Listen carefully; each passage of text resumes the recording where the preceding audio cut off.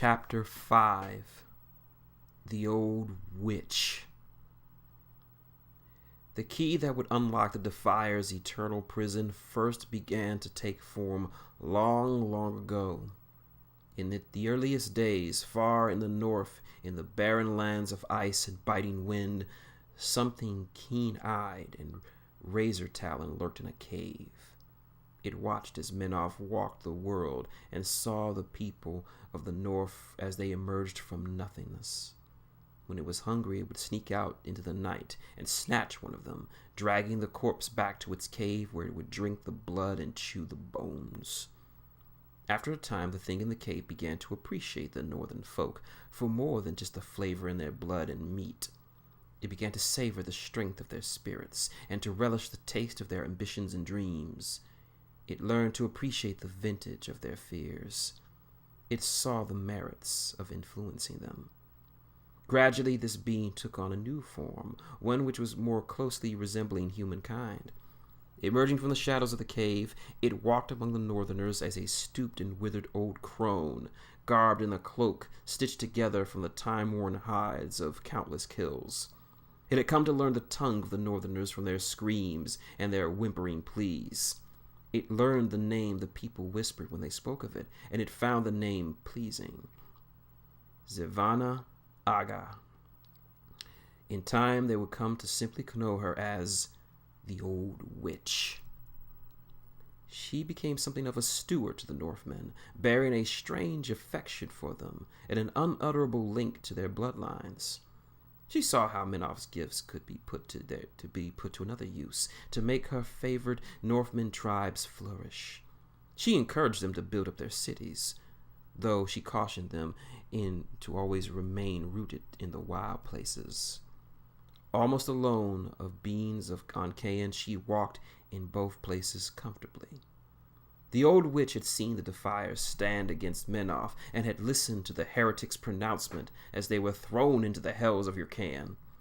The unmistakable ring of prophecy prickled at her ears.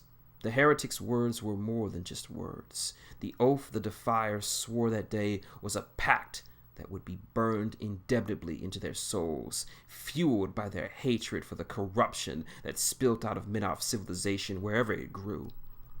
This act caught the attention of the old witch, but she is ever cunning, always scheming, devising ways to turn the fate of the world to her own ends. And so she stowed away the memory in her vast library of thoughts and dreams, and left it there until a need for it arose in the world. That need came when the creatures of the outer darkness, things neither of the physical world nor of Yurkan, but from a lightless place beyond them. Greedy for the power of human souls, these beings of shadow had long probed their fingers into the lands of the living, offering promises and power in return for what they covet the most. Long after Menoff locked away the Defilers, a young woman called Thamar, who turned out to be not so different from the Defiers themselves, and her brother Morrow discovered the power to ascend as a god. When the Orgoth came and put the people of her lands to the whip and chain, Thamar was asked by her brother to make a pact with the sinister oath-makers dwelling in the dark beyond to empower her people with sorcerous gifts. The bargain she offered these entities demanded a payment that Thamar knew could never be paid, one which might threaten the very nature of the balance between Cain and Yurkan.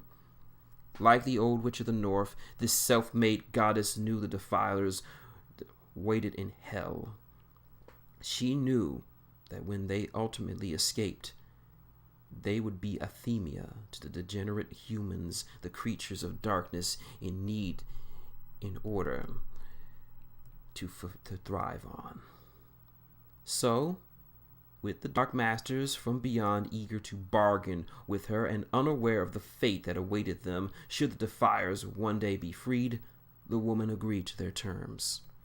As decades and centuries spun forward, as the wheels of heaven turned in the sky, the Dark Masters did find people in the world who were as foul and greedy as they, and they made inroads in the world through shadowy pacts with these men and women.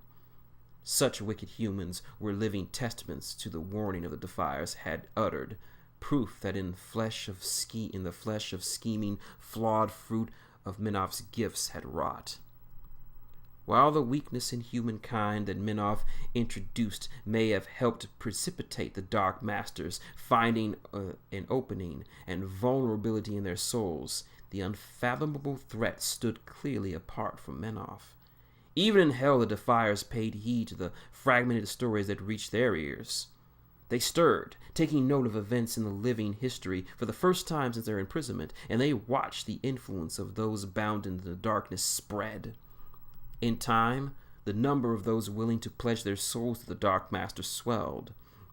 The greed in their hearts, fed by the luxuries their power granted them, grew until they were willing to swear it all away for more power, more wealth, more comfort in life. Hiding at the fringes of settled places, they worked in shadow towards their own ends, but all the while they gave their Dark Masters the opportunity to look upon the world of mortal men. With clear eyes, these inscrutable beings scouted the lands and prepared to claim the world and all human souls as their own. Savannah Aga foresaw the darkness that was coming and knew that she alone could not stop it. As for the number of its agents piercing through the border between worlds grew, she knew she faced an apocalypse. The armies of humankind had grown vast, and they commanded weapons built of technology married to magic, but even the greatest mechanica and the mightiest champions would be inadequate to face the horrors that shaped in the outer darkness. So too would the armies of the wilds be insufficient. For too long they had torn at one another's throats. They learned to wield might and magic, to command terrifying beasts, but they were too easily distracted by old squabbles and schemes to help hold the darkness back. Instead, the old witch turned to the defiers. If she threw open the doors to their eternal cage, where whatever they had become, whatever emerged into the physical world once more, would tear at the roots of the Iron Kingdoms to find the corruption within. The murky border between civilization and the wilds was a common hiding place for wicked men and women working in the shadows.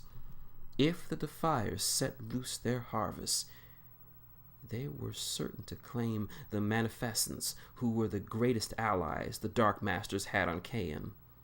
As the Grymkin took their toll, they would provide a warning to others who might fall for similar corruption. But it would be a painful harvest, they claimed. The wicked would reap what they had sown as the defiers punished them for their misdeeds.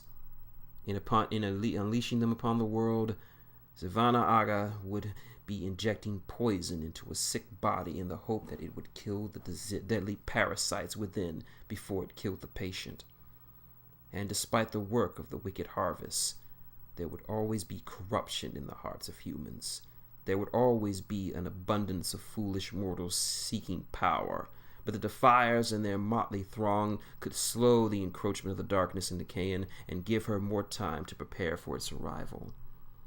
The old witch considered all of this, weighing the benefit of having such potent allies to fight the darkness against the trouble and chaos that defiers would bring with them. Finally, she made her choice and threw open the doors of Urkain. But the witch was canny and always made sure to stack events in her own favor, so she carefully set aside individuals who would one day help her drive back the defiers and their children, should their menace prove to be greater than their aid to her and her designs.